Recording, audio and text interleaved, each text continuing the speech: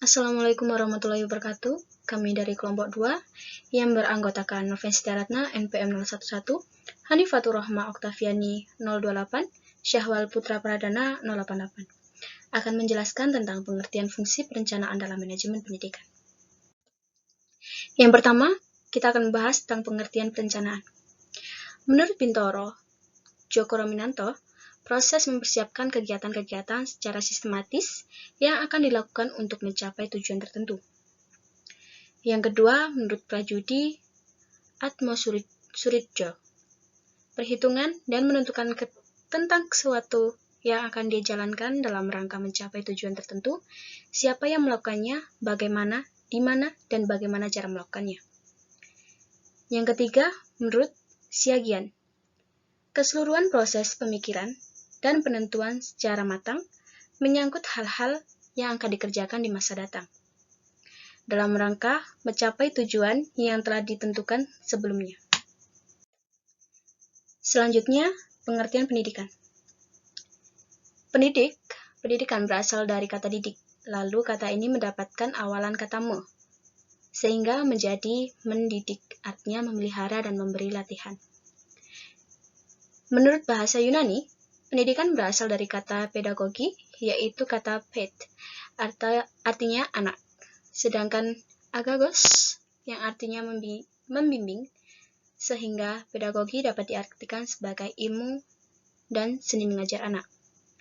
Menurut Undang-Undang Nomor 20 Tahun 2003 tentang Sistem Pendidikan Nasional, pendidikan adalah usaha sadar dan terencana untuk mewujudkan suasana belajar dan proses pembelajaran. Menurut Wikipedia, pendidikan adalah usaha sadar dan terencana untuk mewujudkan suatu belajar dan proses pembelajaran. Pengertian perencanaan pendidikan.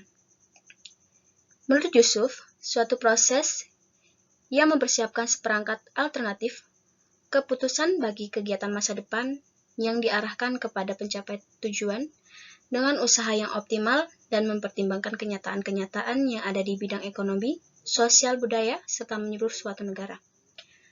Menurut Baby C.A., suatu usaha melihat ke masa depan dalam hal menentukan kebijaksanaan prioritas dan biaya pendidikan yang mempertimbangkan kenyataan kegiatan yang ada dalam bidang ekonomi, sosial, dan politik untuk mengembangkan potensi sistem pendidikan nasional untuk memenuhi kebutuhan bangsa dan anak didik dilayani oleh sistem tersebut. Menurut Gruk 1972, proses mempersiapkan kegiatan di masa depan dalam bidang pembangunan pendidikan. Menurut Albert Watterson 1975, investasi pendidikan yang dapat dijalankan oleh kegiatan-kegiatan pembangunan lain yang didasarkan atas pertimbangan ekonomi dan biaya serta keuntungan sosial. Menurut Combs 1982, suatu penerapan yang rasional dianalisis sistematis proses perkembangan pendidikan dengan tujuan agar pendidik itu lebih efektif dan efisien serta sesuai dengan kebutuhan dan tujuan para peserta didik dan masyarakat. Menurut Yidor 1975, suatu proses mempersiapkan seperangkat keputusan untuk kegiatan di masa depan yang diarahkan untuk mencapai tujuan dan cara optimalisasi. Jadi, dapat disimpulkan dari pendapat di atas, yaitu suatu proses perumusan kebijakan dan instrumen sekaligus teknik penentuan prioritas juga merupakan bagian integral pembangunan nasional suatu negara, serta penghubung antara harapan orang tua, masyarakat, peserta didik, dan negara dalam upaya mencapai tujuan maupun fungsi pendidikan. Selanjutnya yaitu tujuan perencanaan pendidikan. Tujuan perencanaan pendidikan ini memiliki 9 tujuan utama, yakni mengarahkan pencapaian tujuan, menyerasikan dan memadukan subkegiatan, meminimalkan kegiatan-kegiatan yang tidak produktif dan menghemat biaya, tenaga, dan waktu. Mengetahui siapa saja yang terlihat, struktur organisasi, baik kualifikasinya maupun kuantitas. Standar pengawasan yaitu mencocokkan pelaksanaan dengan perencanaannya. Kemudian mendeteksi hambatan kesulitan yang akan ditemui, memberikan gambaran yang menyeluruh mengenai kegiatan pekerjaan. Mendapatkan kegiatan yang sistematis, termasuk biaya dan kualitas pekerjaan, Selanjutnya, untuk mengetahui kapan pelaksanaan dan selesainya suatu kegiatan. Untuk slide selanjutnya akan dijelaskan oleh rekan saya. Cukup sekian dari saya. Wassalamualaikum warahmatullahi wabarakatuh. Baiklah, terima kasih sebelumnya. Perkenalkan, nama saya Sawal Putra Pradana, MPM 088. Di sini saya akan menjelaskan tentang kriteria perencanaan yang baik. Kriteria perencanaan pendidikan merupakan alat menilai apakah perencanaan yang dibuat itu baik atau tidak. Adapun kriteria perencanaan pendidikan menurut kelulusan dalam Febrino 1988 mengemukakan sebagai berikut. Satu, yaitu politically defendable, yang artinya bahwa perencanaan pendidikan, kebijaksanaan atau tindakan itu dipandang secara politik harus dapat dipertahankan. Terus yang kedua, sociality atau culturality defendable, yang artinya bahwa perencanaan kebijaksanaan atau tindakan itu secara sosial atau kultural diterima oleh masyarakat. Terus yang ketiga, administratively, managerially, organisationally, participable, yang artinya bahwa perencanaan, kebijaksanaan, atau tindakan itu secara administratif, manajemen, atau organisasi dapat diselenggarakan. Dan yang keempat, technically workable, yang artinya bahwa perencanaan, kebijaksanaan, atau tindakan harus ada sesuai dalam peralatan, keahlian, dan kesanggupan dalam menyelenggarakan sehingga tidak menimbulkan kesulitan fatal.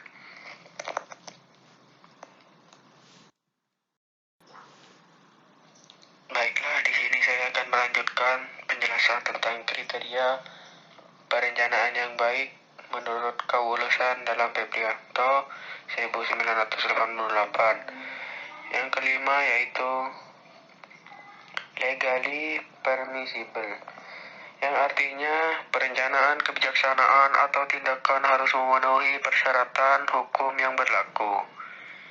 Yang keenam, economically feasible, yang artinya bahwa perencanaan, kebijaksanaan, atau tindakan tidak harus menimbulkan hambatan pembiayaan, sebab untuk melakukan kegiatan selalu diperlukan sumber-sumber, khususnya dana dan biaya.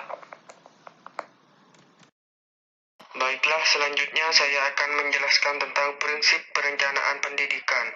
Perencanaan pendidikan mengenal prinsip-prinsip yang dapat dijadikan pegangan, baik dalam proses penyusunan maupun dalam proses implementasinya.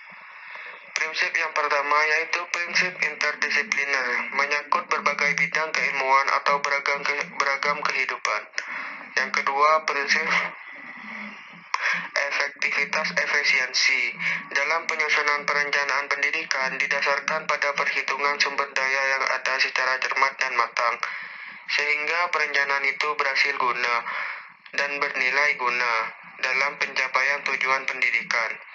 Nah, yang ketiga, prinsip objektif. Perencanaan pendidikan harus disusun berdasarkan data yang ada, berdasarkan analisa kebutuhan dan kemanfaatan layanan pendidikan secara rasional. Yang keempat, prinsip human resource development. Perencanaan pendidikan harus disusun sebaik mungkin dan mampu menjadi acuan dalam pengembangan sumber daya manusia secara maksimal dalam mensukseskan program pembangunan pendidikan. Dan yang kelima, prinsip fleksibel, bersifat lentur, dinamik, dan responsif terhadap perkembangan atau perubahan kehidupan di masyarakat. Yang keenam, prinsip progress of change, terus mendorong dan memberi peluang kepada semua warga sekolah untuk berkarya dan bergerak maju ke depan dengan beragam pembaharuan layanan pendidikan yang baik berkualitas sesuai dengan peranan masing-masing. Dan yang ketujuh, prinsip komprehensif, Perencanaan yang disusun mampu memotivasi dan membangun mentalitas semua warga sekolah dalam bekerja sebagai suatu tim atau teamwork yang baik. Baiklah, selanjutnya saya akan menjelaskan tahapan perencanaan pendidikan. Banghart and Tour dalam Saud 2007 menjelaskan bahwa terdapat beberapa tahapan yang mestinya dilalui dalam penyusunan perencanaan pendidikan, yaitu tahapan need assessment, tahapan formulation of goals and objective, tahapan policy and priority setting, tahapan program and project formulation, tahapan feasibility testing, tahapan plan implementation, tahapan evaluation and revision for future plan. Assalamualaikum warahmatullahi wabarakatuh. Saya Hanifatur Rahma Oktaviani, NPM 028, akan melanjutkan penjelasan teman saya yang sebelumnya. Saya akan menjelaskan tentang macam-macam proses perencanaan. Yang pertama ada menurut Banghart and Tour tahun 1973 meliputi tahapan sebagai berikut. Yang pertama yaitu pendahuluan, kedua mengidentifikasi permasalahan pendidikan, ketiga analisis area masalah perencanaan, yang keempat menyusun konsep dan rencana, yang kelima mengevaluasi rencana, yang keenam menentukan rencana, yang ketujuh menerapkan rencana, dan yang terakhir yaitu rencana umpan balik.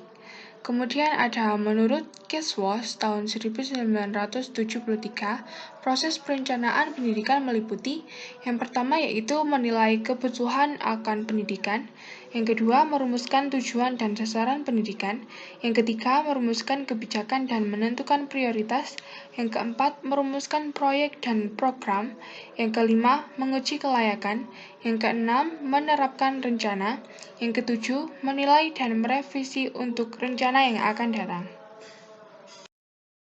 Kemudian ada pentingnya perencanaan pendidikan. Perencanaan mempunyai posisi yang penting dalam sebuah organisasi, lembaga, dan kumpulan pendidikan lainnya. Tanpa adanya perencanaan, maka jalannya organisasi tidak jelas arah dan tujuannya. Beberapa hal yang mendasari pentingnya perencanaan pendidikan ialah: yang pertama, dengan adanya perencanaan diharapkan tumbuhnya suatu pengarahan kegiatan, adanya pedoman bagi pelaksanaan kegiatan-kegiatan yang ditujukan kepada pencapaian tujuan.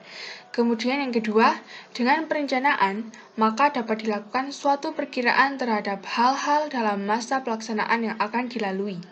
Kemudian yang ketiga, perencanaan memberikan kesempatan untuk memilih berbagai alternatif tentang cara terbaik atau kesempatan untuk memilih kombinasi cara yang terbaik. Yang keempat, dengan perencanaan dapat dilakukan skala prioritas. Yang kelima, dengan adanya perencanaan, maka akan ada suatu alat pengukur atau standar untuk mengadakan pengawasan. Dengan demikian, perencanaan mempunyai peranan penting dalam organisasi pendidikan maupun dalam organisasi yang bersifat pribadi. Nah, dari penjelasan sebelumnya, maka perencanaan mempunyai peranan penting dalam organisasi pendidikan maupun dalam organisasi yang bersifat pribadi. Dengan adanya perencanaan akan dimungkinkan untuk memprediksi kerja di masa yang akan datang. Bahkan akan mampu memprediksi kemungkinan hasil yang akan dicapai. Dari penjelasan tersebut, tergambar dengan jelas bahwa perencanaan dalam manajemen pendidikan sangat rumit. Dengan demikian, perencanaan tidak dapat dilakukan tanpa adanya pemikiran yang matang, komprehensif, dan rasional.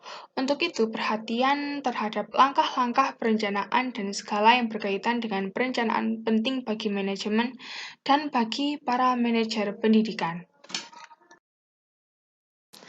Dan yang terakhir, dari penjelasan-penjelasan sebelumnya, maka dapat ditarik kesimpulan bahwa perencanaan pendidikan adalah suatu proses perumusan kebijakan dan instrumen sekaligus teknik penentuan prioritas, juga merupakan bagian integral pembangunan nasional suatu negara, serta penghubung antara harapan orang tua, masyarakat, peserta didik, dan negara dalam upaya mencapai tujuan maupun fungsi pendidikan.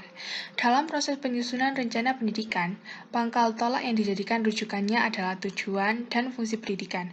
Oleh karena itu, tujuan dan fungsi pendidikan merupakan substansi perencanaan pendidikan yang amat penting dan strategis. Mengingat tujuan dan fungsi pendidikan sangat penting dan strategis dalam menyusun suatu rencana pendidikan. Selanjutnya, fungsi perencanaan merupakan tahapan paling penting dari suatu fungsi manajemen, terutama dalam menghadapi lingkungan eksternal yang berubah dinamis. Dalam era globalisasi ini, perencanaan harus lebih mengandalkan prosedur yang rasional dan sistematis, dan bukan hanya pada intuisi dan firasat atau dugaan. Merencanakan pada dasarnya menentukan kegiatan yang hendak dilakukan pada masa depan. Kegiatan ini dimaksudkan untuk mengatur berbagai sumber daya agar hasil yang dicapai sesuai dengan yang diharapkan. Dengan demikian, manajemen pendidikan hendaknya memperhatikan perencanaan, karena perencanaan merupakan awal dari segala aspek yang akan dilakukan dalam manajemen pendidikan. Sekian dari kelompok kami. Apabila ada pertanyaan, kita lanjut ke Google Classroom. Dan apabila ada kesalahan, kami mohon maaf. Terima kasih atas perhatiannya. Wassalamualaikum warahmatullahi wabarakatuh.